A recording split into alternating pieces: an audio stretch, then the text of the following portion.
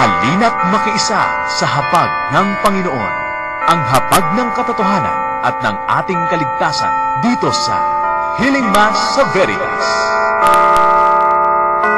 Magandang tanghali po sa inyo lahat, mga kapanalig. Ipinagdarasal ng Radyo Veritas ang lahat ng intensyon para sa araw na ito.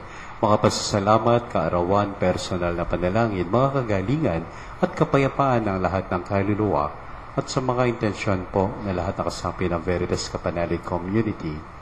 Ngayon po ay Huwebes ng ika-4 na linggo sa karaniwang panahon. Ang ating pagdiriwang ay pangunahan po ni Reverend Father Arlo Yap, SVD, at ang ating mga lektor na sina Sister Tess Gallardo, Sister Mayet Romulo at Sister Franz Cruz. Magsitayo pong lahat.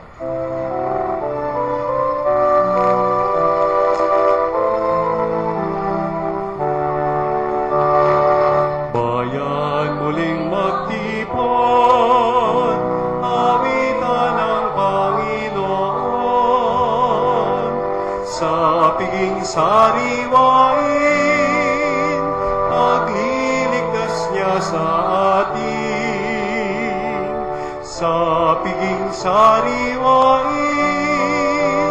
pagliligtas niya sa atin. Sa ngalan ng Ama, ng Anak at ng Espiritu Santo. Amen. Ang pagpapalan at ang si Kristo, ang pag-ibig ng Diyos at ang liwanag ng Espiritu Santo ay sumayon lahat. At sumayin. Yung pong ating ebanghelyo ay patungkol po sa pagsugo ni Jesus sa kanyang mga alagad. At binilinan niya na huwag na magdala ng anumang lukbutan, magdala ng anumang pagkain, walang ano, kung ano lang suot nila. At kung sama sila pumunta, at winelcome sila, yung biyaya ng Diyos mapupunta sa kanila. Kung di man sila i-welcome, papagpag nila yung alikabok sa paanan nila. At dito, nagkaroon ng pagkakataon ng mga alagad niya na magpalayas ng demonyo, mangaral tungkol sa pagsisi ng kasalanan, at magpagaling ng mga may karamdaman. Bago tayo magpatuloy sa ating katahimikan po, tayo dudulog sa Panginoon, tayo hingi ng kanyang awa, ng kanyang kapatawaran para sa ating mga pagkakasala. Inaamin ko Sa makapangyarihang Diyos at sa inyo, mga kapatid, na lubha akong nagkasala sa isip, sa salita, sa gawa, at sa aking pagkukulang, kaya isinasamo ko sa mahal na Birheng Maria, sa lahat ng mga anghel at mga banal, at sa inyo, mga kapatid, na ako'y ipanalangin sa Panginoong ating Diyos. kawan tayo ng makapangyarihang Diyos, patawarin sa ating makasalanan, patubayan tayo sa buhay ng walang hanggan. Amen. Manalangin tayo. Ang maraming makapangyarihan, ipagkaloob mong kami makasamba sa iyo na may loobing taimtim na totoo, at kami rin naway magmahal sa aming kapwa-tao na may damdaming ibinubunsod ng iyong Espiritu. Sa pamamagitan ng Jesucristo kasama ng Espiritu Santo, magpasawalang hanggan. Amen. Amen.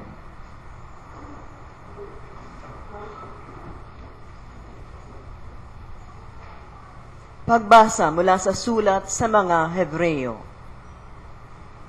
Mga kapatid, hindi kayo lumapit gaya ng paglapit ng mga Israelita sa isang bundok na nakikita sa bundok ng Sinai na may nagliliyab na apoy, balot ng pusikit na kadiliman, may malakas na hangin, may tunog ng trumpeta at tinig na nagsasalita. Nang ang tinig na ito'y marinig ng mga tao, isinamo nilang tumigil yon sa pagsasalita sa kanila. Talagang nakakikilabot ang kanilang natatanaw, kaya't pati si Moises ay nagsabi ng ganito, "Nanginginig ako sa takot. Ang lapitan ninyo'y ang bundok ng Sion at ang lungsod ng Diyos na buhay, ang Jerusalem sa langit, na kinaroroonan ng di mabilang na anghel. Lumapit kayo na masayang pagkakatipon ng mga ibinilang na panganay na nakatala sa langit. Lumapit kayo sa Diyos na hukom ng lahat at sa mga espiritu ng mga taong banal na naroon na sa dakong inilaan sa kanila ng Diyos. Lumapit kayo kay Jesus, ang tagapamagitan ng bagong tipan at sa dugong nabubo na ang isinisigaw ay kaiba sa isinisigaw ng dugo ni Abel." ang salita ng Diyos. Salamat sa Diyos. Awa mo'y magunita ako sa loob ng iyong templo. Awa mo'y magunita ako sa loob ng iyong templo. Dakila ang puon, dapat papurihan. Sa lungsod ng Diyos, bundok niyang banal. Ang bundok ng Siyon, tahanan ng Diyos, ay dakong mataas na nakalulugod. Awa mo'y magunita ako sa loob ng iyong templo. Bundok sa hilaga, nagalak ang dulot. Sa lahat ng bansa nitong sansinukob. Sa piling ng Diyos, ligtas ang sinuman. Sa loob ng muog ng banal na bayan. Awa mo'y nagunita ako sa loob ng iyong templo. Sa banal na lungsod ay aming namasid ang kanyang ginawa na aming narinig. Ang Panginoong Diyos makapangyarihan.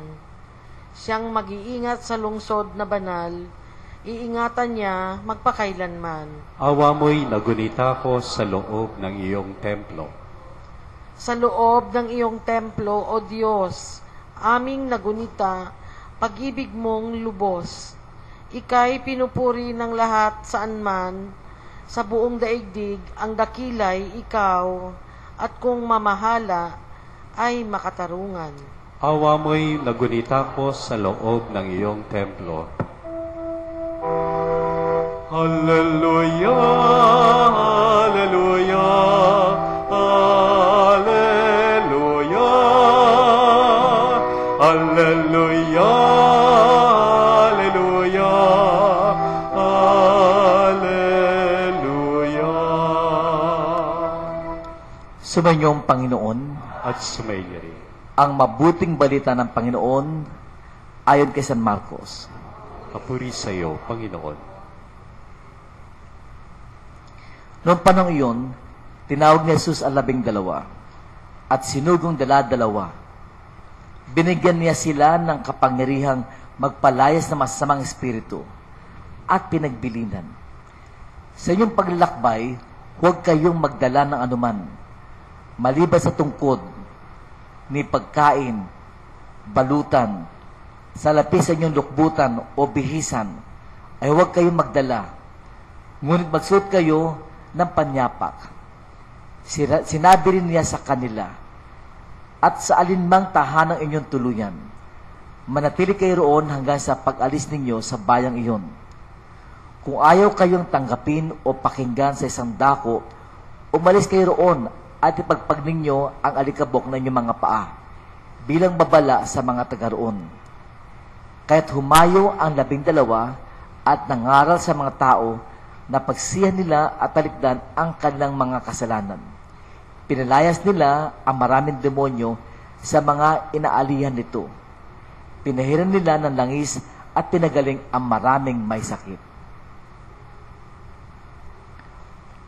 Mga kapatid, ito ang mabuting balita ng ating Panginoon. Pinupuri ka namin, Panginoong Hesu Kristo.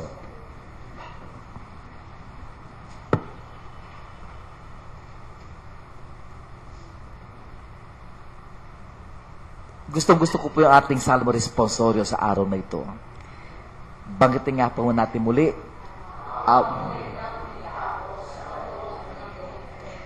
Awa mo'y nagunita ko sa loob ng iyong templo.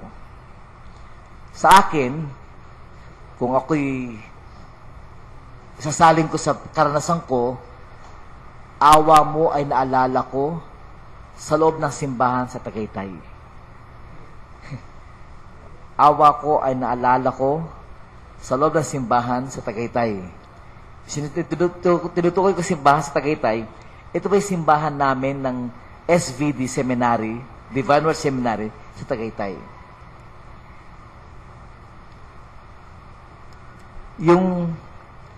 Di kami seminarista, ho.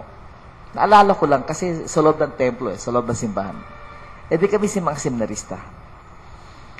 1 year before ordination namin. At meron kaming, we call that comprehensive exams. Yung comprehensive exam namin ay on moral theology. Pag sinabi moral theology, like pinag-usapan namin about yung moralidad ng pandaraya, moralidad ng abortion, moralidad ng yung mga tungkol sa moral law. Okay? Yung moralidad. Dalawang libro yung aming comprehensive. As in, 2 libro. Pag sinabing comprehensive po, kung yung 2 libro yun ay kinuha namin sa loob na 2 taon, 2 semesters, so 2 semesters na yung, 2 taon, kada 2 semester ay 1 libro, tapos the following week, 1 libro ulit. Comprehensive. It was the time na a year before our ordination. Malaking bagay yun na kung makakapasa kami, well and good. Kung hindi, baka hindi kami maging pari. Sa exam namin, 2 yan. Written, yung talagang susulat mo, at pag sinabing written, ibig sabihin, bibigyan ka ng booklet, doon mo lahat sasagutin yung mga nasa sa loob mo, pag-iisip mo, essay type. We call that essay type. Yan. At yung pangalawang klase exam, which will be done 2 days after, or a day after, ay yung sinasabi namin oral exam. Pag sinabing oral exam naman, 3 professors namin ang nakalinya. Kanya-kanyang corner yan. Kanya-kanyang corner.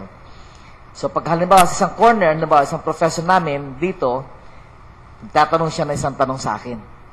At sa harapan niya, kailangan sabihin ko yung nalalaman ko. After 10, may magbe-bell, sabihin 10 minutes, lilipat naman sa kabila. Oh. Another classmate ko, pupunta naman doon sa unahan. After 10 minutes, dito naman sa kabila, isang kaklase ko, pupunta din sa pinanggalingan ko, hanggang sa makatapos ako.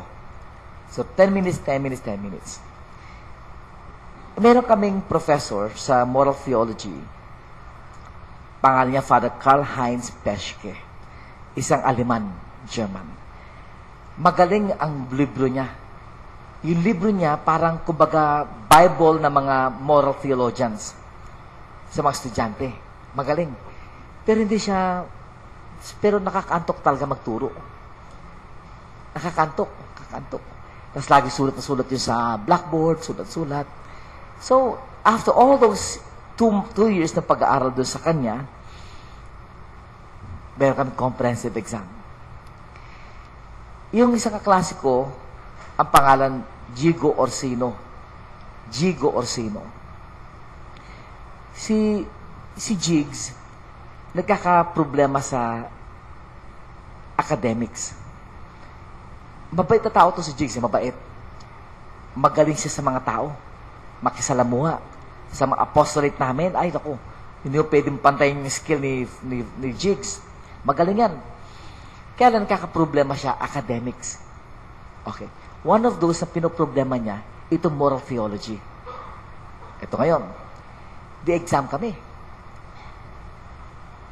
By the way, before the exam, pag nagre-review nga pala kami, para magtulungan kami magkakaklase, we form a study group.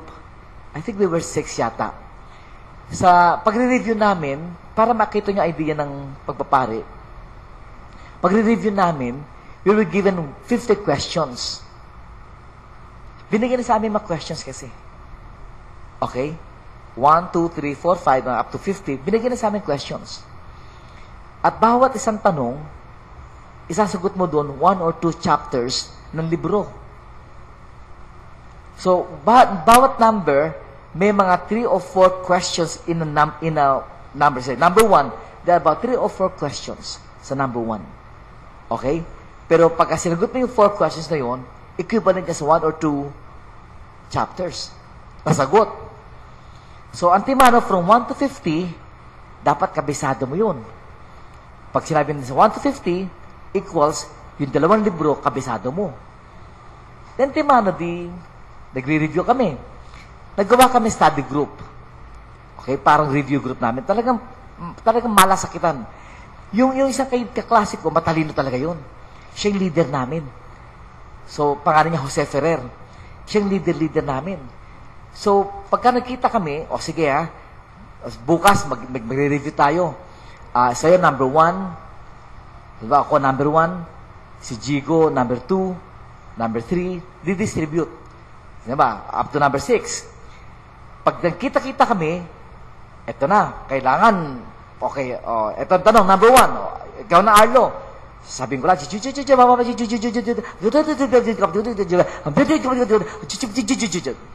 yan, ba?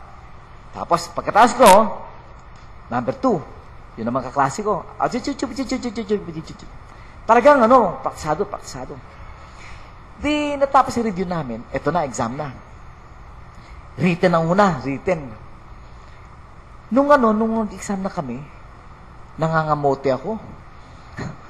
Walang lumalabas talaga sa utak ko, wala. Talagang, kung pagpapawisan ako, kahit malamig doon, gamunggo talaga eh. Talagang hirap na hirap ako. Sama ng loob ko. Nung pinasinabit ko na yung exam ko, halos wala akong nasagot eh. Sabi ko, naku, tagilid yata ako ah. Hindi ko makalimutan, after the exam, dumaan ako sa simbahan namin.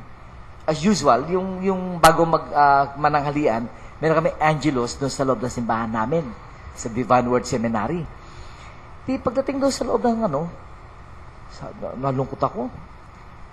Kinukomplete ko yung aking exam na sinabit eh. Sabi ko, mataas ng 60 points ko. And passing grade, 75. Mataas ang 60 points ko ron. Bagsak ako. Di nakaluto akong ganyan. Sabi ko, Lord, kung gusto mo akong pagpariin, makapasa lang ako. Yun talagang hingi ko eh. Lord, kung gusto mo akong pagpariin, makapasa lang ako. Di, 2 days after,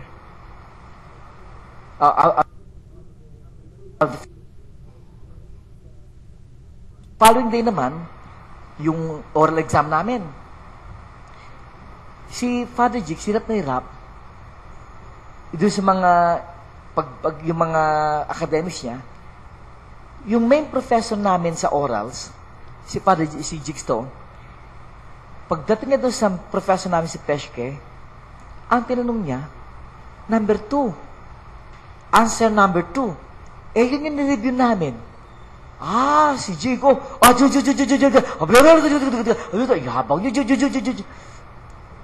In other words, yung orals namin yun, si Jigo nakapasa. Ako naman, sa written, namumblema ako, hindi pa binibigay sa amin result. The following day, nakuha ko yung results. Ang natanggap ko, 75. 75. Nag-complain ako. Sabi ko, Lord, bakit naman 75 itong natanggap ko? Tumingin ako sa kanya, sa kusipiho, as if like, nagsasalita sa akin, yan lang naman hiningi mo eh, makapasa lang eh. Yun ang talaga binigay sa akin, makapasa lang. 75 nga. Pasang awa, pero nakapasa ako. Pero umaangal pa ako eh. Lord, bakit naman 75 lang? Di ba yan ang hiningi mo, makapasa lang? Sinumbatan pa ako ni Lord eh. Doon ko naramdaman ang awa ng Diyos. Si Jigo Orsino naging pari. Naging pari rin ako. Naipasa namin yun. Ngayon si Father Jigs ay nasa Palawan. Magaling na pari, magaling. Mahabang buhok. Dati-rating nagano yun ng motorsiklo eh. Ay sinasabi ko lang, yung awa ng Diyos naramdaman ko. Kaya pala nga ito ebanghelyo, huwag kang magdala, nagpadala siya ng dala-dalawa. At may pikang pinagbilinan, huwag kang magdala ng anumang salapi, salukbutan, bihisan. Huwag kang magdadala. Pagkain, huwag kang magdadala. Pumunta ka ron, basta sinugo kita, huwag kang magdadala. Ano ibig sabihin? Magtiwala ka sa awa ko. Pagtiwala mo yung awa ko, akong bahala dyan. Kaya nakapasa kami ni Father Jigs, sabi ko, the Lord has great plans for us eh. The Lord has great plans for him and for me. Nakapasa kami. Sabi, in other words, kung gusto ng Diyos magpari kami, siyang bahala eh. Magtiwala lang kami. Kaya nga, yung awa niya, ibibigay niya sa mga taong may tiwala sa Kanya. At kung binigyan niya sa iyo ang hinihingi mo, He has great plans for you. God has great plans for you. Kung meron man ikaw hinihingi at meron kang pinoproblema, trust the Lord because He has great plans for you. Kaya pala ang ating unang pagbasa ay tungkol sa paglapit sa Panginoong Hesukristo. Lumapit kayo ika. Laging bilin yun. Twice yatang binanggit yung katagang paglapit. Tignan po ninyo. Nilapitan ninyo'y ang bundok ng Sion at ang lungsod ng Diyos na buhay. Ang Jerusalem sa langit na kinaroon ng di mabilang anghel. Lumapit kayo sa masayang pagkakatipon ng mga ibinili na panganay na nakatala sa langit. Lumapit kayo sa Diyos na hukom ng lahat at sa mga espiritu ng mga taong banal na naroon na sa dakong inilaan sa kanilang Diyos. Lumapit kayo kay Jesucristo na tagapamagitan ng bagong tipan at sa dugong nabubo na ang isinisigaw ay kaiba sa sinisigaw ng dugo ni Abel. 3 beses sinabi yung lumapit kayo. Ano ibig sabihin? Lumapit tayo sa Kanya. Kung may mga problema kang dinadala ngayong kapanalig, lumapit ka sa Kanya.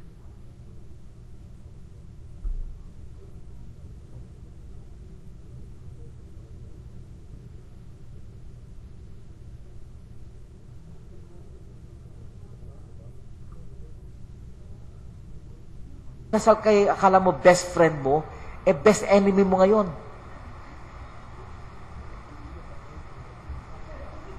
Vice ganda, mukhang enjoy na enjoy ka.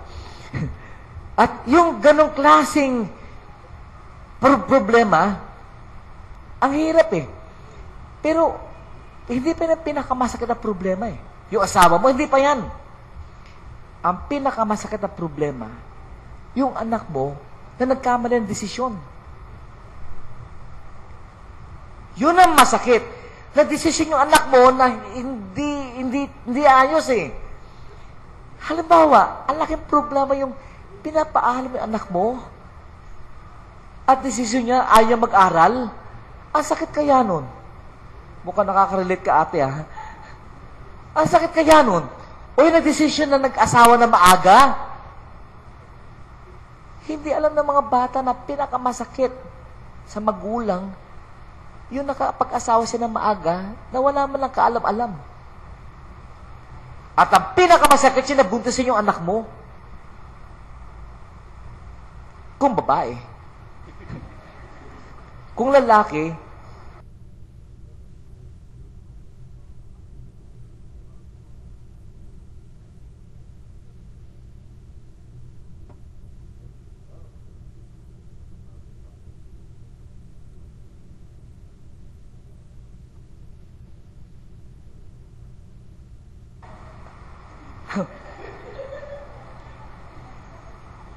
at ang pinakamasakit sa lahat, yung sigawag-sigawan ka ng anak mo. Pero kung sakasakaling may mga pinagdadaan naman tayo, lumapit tayo sa Panginoong Hesukristo. Ipagkatiwala natin sa Kanya. Bakit? Kasi yung awa niya ay nandoon sa may tiwala sa Kanya. And last but not the least, tingnan niyo ang pagkakabanggit ng ating Salmo Responsorio. Awa mo'y nagunita ko. Sabihin na alala ko. Ibig sabihin past tense. Nagunita ko. Hindi sinabing awa mo'y ginugunita ko. Hindi. Awa mo'y nagunita ko. Naalala ko. Ibig sabihin yun, kung may dinadala kang problema ngayon, look back. Recall. Remember that there was a time God gave you His mercy. There was a time that you must have answered.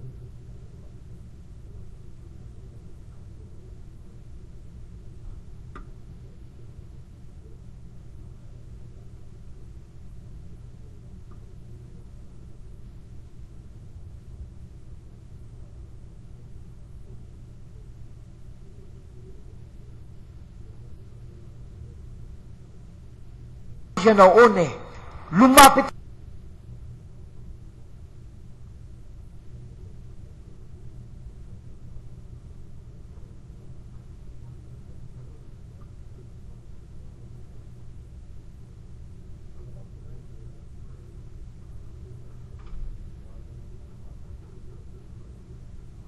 Patid, huwag na huwag niyong kakalimutan. Ang Diyos ay naging mabait sa iyo na may problema ka. At kung may problema ka man ngayon, ang Diyos ay patuloy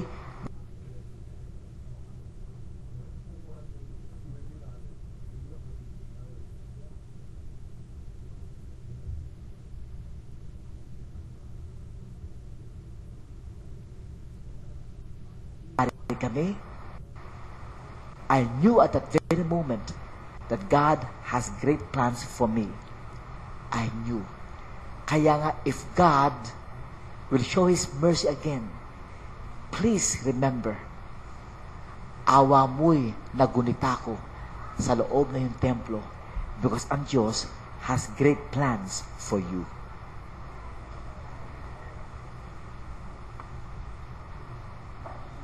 Magsitay pong lahat.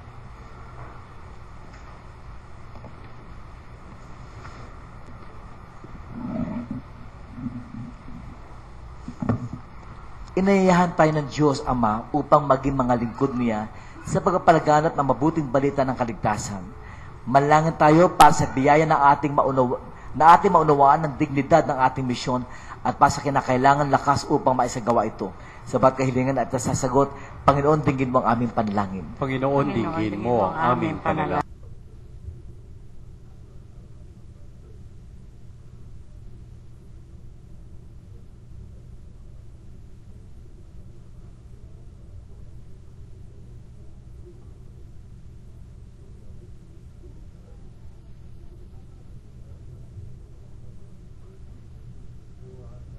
Ang aming panalangin. Ang mga misyonero na nagpupunyagi sa ibang bansa naway biyayaan ng Diyos ng mayamang ani.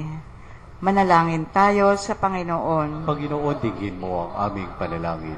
Ang mga magulang naway patuloy na magsumikap na ibahagi ang pananampalataya sa kanilang mga anak.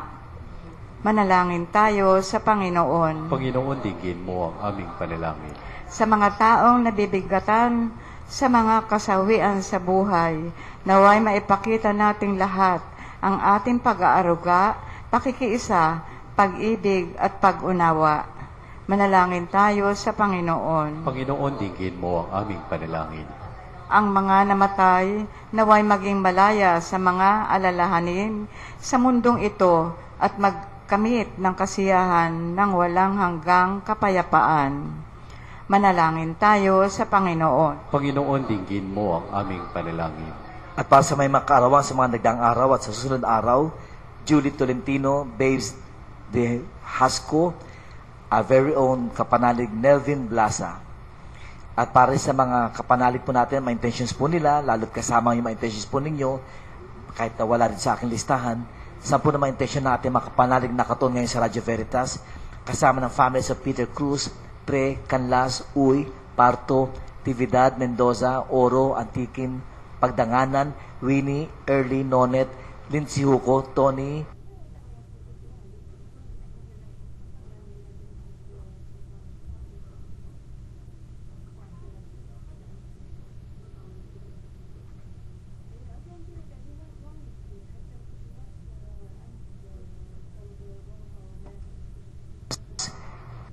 and Christy and Cheska Reyes, Chato and Toto Solis, Cynthia Gallardo, Romel and Annabel Pangilinan, Nars, Father Troy OFM Capuchin, Maria Antoinette Padilla, Nene Suaco and friends. At para sa kagalingan po ng sumusunod, Ben Rosing David, Bibsin Apple, Meli Rendor, Tita Glo Cabrera, Letty and June Hongko, Arve Bartolome, Dolly Canseco, Lodi Tayaw, George Lim, Carlos Cañaveral, Sister Ramira Uy, OSB, Ninay Toyang and Lorraine Uy, Martes Sanchez, Menchi and Clyde Laculata, Auring Parto, Elizabeth Ortega, at Gigi Magdangal. Manalangin tayo sa Panginoon. Panginoon,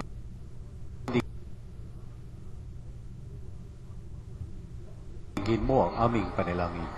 Panginoon, aming inalalapit sa iyo, aming mga karaingan, sampu na aming mga intensyon. Ito aming pinararating sa dakilang pangalan ni Kristo ang aming Panginoon. Amen.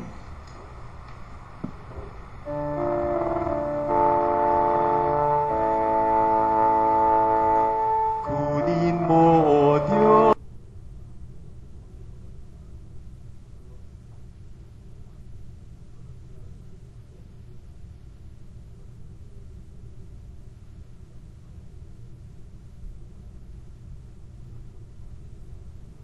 Lahat ng loob ko, lahat ay aking alay sa iyo.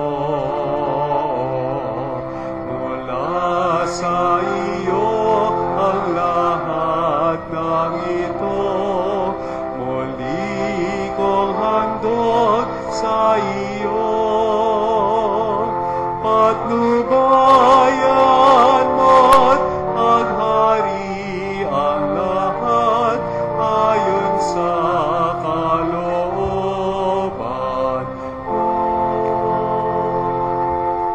Malayan kayo mga kapatid upang ito paghahain natin kalugdan ng Diyos ang makapangyarihan. Tanggapin nawa ng Panginoon itong paghahain sa iyong mga kamay sa kapurihan niya at karangalan sa ating kapakinabangan at sa buong sambayanan niyang banal. Ama namin lumikha, ang mga alay na ngayon aming inihahanda sa hapag na ito na iyong dambana ay iyong tanggapin at gawaran ng pagpapala upang mapagsaluhan namin ang kaligtasan mong ginawa sa pamagitan ng Jesucristo kasama ng Espiritu Santo magpasawalang hanggan. Amen.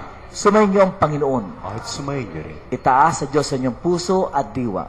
Pinasa namin sa Panginoon. Pasalamatan natin ang Panginoong ating Diyos. Marapat na siya ay pasalamatan. Ang maraming makapangyarihan tunay nga marapat ika aming pasalamatan. Pinagbibigyan mong ito'y aming maihayag kahit na ito'y walang anumang maidaragdag sa kadakilaang sa iyo ay likas. Sa pagpupuri namin ang nakikinabang ay kami ring iyong pinakikihirapan sa pamagitan ng iyong anak na minamahal. Kaya kaysa namang anghel nagsisiawit ng papuri sa iyo nang walang humpay sa kalangitan. Kami nagbubunyi sa iyong kadakilaan. Santo, Santo, Santong Panginoong Diyos na makapangyarihan, napupuno ang langit at lupa ng kaluwalhatian mo, o sana sa kaitaasan. Pinagpala ang naparirito sa ngalan ng Panginoon, o sana sa kaitaasan. Pag tinaas niyo ang kataw-dugo ni Kristo, dadasalin niyo yung sa awa mo'y ginugunita ko sa loob ng templo. Pag tinaas niyo ang kataw-dugo ni Kristo, recall the great mercy of God. Ama namin banal, ikaw bukol ng tanang kabanalan. Kaya sa pamagitan na iyong Espiritu, gawin mong banal na makaloob na ito upang para sa aming maging katawan at dugo na aming Panginoong Heso Kristo. Bago niya pinagtiis ang kusang loob na maging handog, hinawakan niya ang tinapay. Pinasalamatan kaniya. Pinaghati-hati na iyon. Inabot sa kanyang malagad at sinabi, tanggapin niyo lahat ito at kanin. Ito ang aking katawan na ihahandog para sa inyo.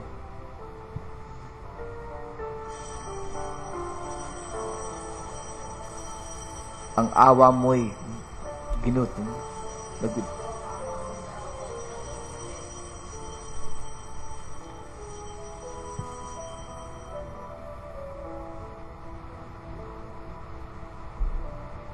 Hindi naman na matapos ang hapunan, hinawakan niya ang kalis. Muli kanyang pinasalamatan. Inabot niya ang kalis sa kanyang malagad at sinabi, tanggapin niyo lahat ito at iyong inumin. Ito ang kalis ng aking dugo ng bago't walang hanggang tipan. Ang aking dugo ay bubuhos para sa inyo at para sa lahat sa kapagpapatawad ng mga kasalanan. Gawin niyo ito bilang pag-alaala sa akin. Awa mo'y nagunita ko sa loob ng iyong templo.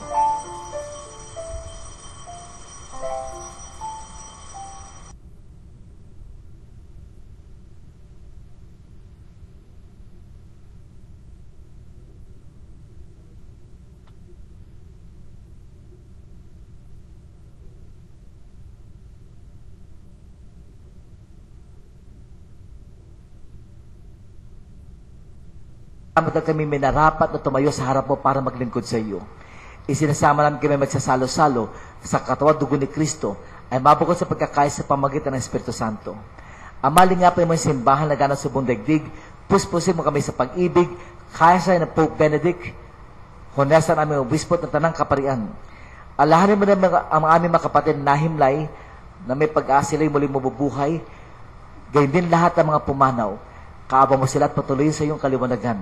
Kaaba mo at pagkindapat kami lahat na makasalo sa iyong buhay ng walang wakas. Kaya sa namahal na Bireng Maria na ina ng Diyos. Kaya sa namapustot ang lahat ng mga banal na namoy dito sa digdig na kalugod-lugod sa iyo. May pagdiwang nawa namin ang pagpupulis kararangal mo sa pamagitan ng iyong anak na aming Panginoong Heso Kristo. Sa pamagitan ni Kristo, kasama niya at sa Kanya, Ang lahat ng parangal at papuri ay sa iyo, Diyos na makapangyarihan, kasama ang Espiritu Santo, magpasawalang hanggan. Amen. At ngayon, dadasalin ang panalangin tinuro sa atin nating Panginoon. Ama Ama namin, namin, sumasalangit ka, sambahin ang ngalan mo, mapasa amin ang kaharian mo, sundin ang loob mo dito sa lupa para nang sa langit. Bigyan mo kami ngayon ng aming kakanin sa araw-araw, at patawarin mo kami sa aming mga sala, para ng pagpapatawad namin sa nagkakasala sa amin, at huwag mo kaming ipahintulot sa tukso, at yadihan mo kami sa lahat ng masama. Hinihilin namin kami dyan sa lahat ng masama, pagkalooban ng kapayapaan araw-araw, iligtas sa kasalanan at ilayo sa lahat ng kapahamakan. Samantalang aming pinananabikan ang dakilang araw ng pagpahari sa Kristong aming tagapagligtas. Sapagat sa iyo ang kaharian at ang kapangyarihan at ang kapurihan magpakailanman. O Panginoon sa Kristo, sinabi niya sa iyo mga apostol, kapayapaan iniiwan ko sa inyo, ang aking kapayapaan ay binibigay ko sa inyo. Tunghaya mo ang aming pananampalataya at huwag ang aming mga pagkakasala. Pagkalooban mo kami ng kapayapaan at pagkakaya sa iyong kalooban, kasama ang Espiritu Santo, magpasawalang hanggan. Amen. Ang kapayapaan ng panglagay sa inyo. At sumayin rin. Kung wala kang kasama at may katabi ka ngayon, pwede mo sasabihin na, God bless you, peace with you, kayang-kaya mo yan. Okay? Pero kayo mag-asawa, God bless you, peace with you, kakayanin natin ito. Okay? We give that blessing to each other, encouraging each other, na ang Diyos ay totoong may awa sa atin. Give that peace now to one another. Peace be with you. Kapayapaan po sa lahat. Kordero ng Diyos na nag-aalis ng mga kasalanan ng sanlibutan, maawa ka sa amin. Kordero ng Diyos na nag-aalis ng mga kasalanan ng sanlibutan, maawa ka sa amin. Kordero ng Diyos na nag-aalis ng mga kasalanan ng sanlibutan, ipagkaloob mo sa amin ang iyong kapayapaan. Mga kapatid, ito si Jesus. Ay sa ating unang pagbasa, lumapit tayo sa Kanya sapagkat siya ang tagapamagitan natin sa Ama. At siyang kordero ng Diyos na nag-aalis ng kasalanan sa sanlibutan, mapapada mo tayong tinatawag si Piging ng Kordero. Panginoon, hindi ako karapat-dapat na magpatuloy sa iyo, ngunit sa isang salita mo lamang ay gagaling na ako.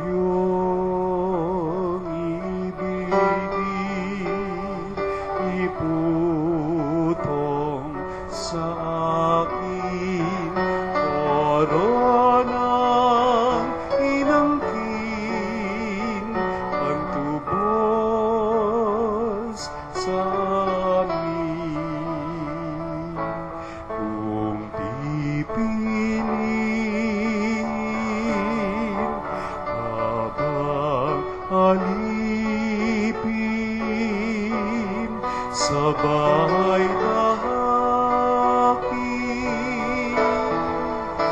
Diyos na landasin,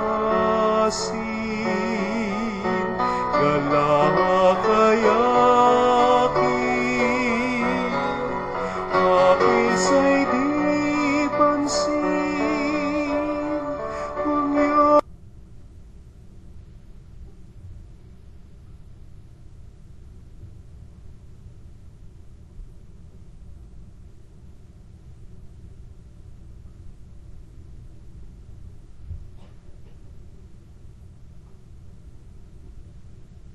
pagkataong salita.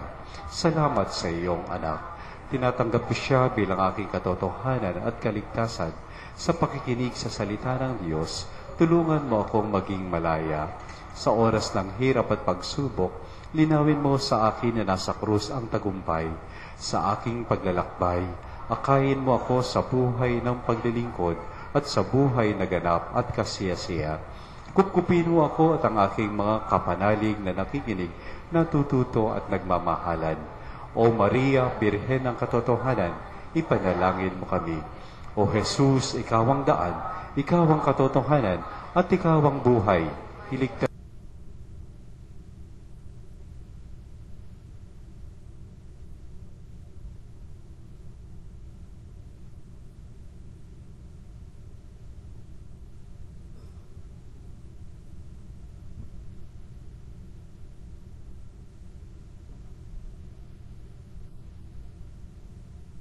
sa pamagitan ni Kristo kasama Espiritu Santo, magpasawalang hanggan. Amen. Ang ganda nung kinanta ni Brother Homer, yung communion. Anong title nun? Kung iyong nanaisin.